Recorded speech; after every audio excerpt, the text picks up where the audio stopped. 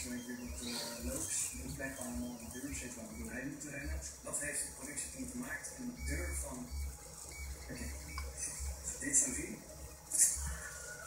Nou, camera-movement. Heb ik zo het idee dat het geen moeilijk is. Ik wil eigenlijk proberen er zo door te gaan. Hoe? Zo. Ja, dat is vet in de slow motion, toch? Oké. Mag ik dat goed transfereren? Ja. Zie. Yeah, Giuseppe Peppino Zeno versus de spaghetti deur. 3, 2, 1.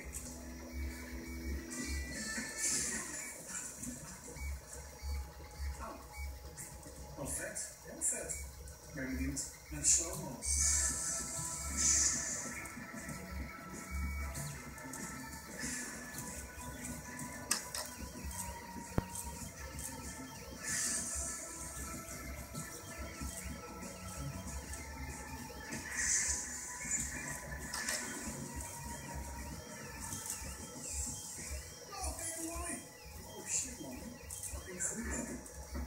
Ik vond het ook zo gek, want ik voelde heel erg dat het een net was waar ik doorheen ging.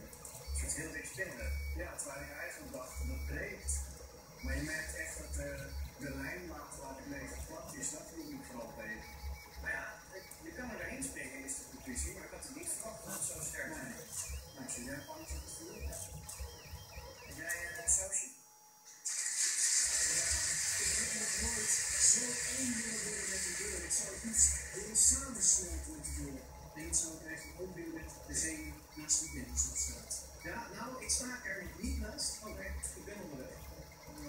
Hallo. Dokter, wat was de nulmeting ook weer? De nulmeting was 37,8. Oké. Hoewel ik bijna op een bok met schitterende bloemetjes. Wat een schitterende bloemetjes. Je bent bijna helemaal geschilderd.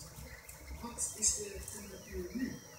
Op dit moment, ik zal nog een keertje op dit moment meten, is dat iets gedaald naar 37,7. Hij is gedaald. Tijdens het schilderen ging je even omhoog naar 38.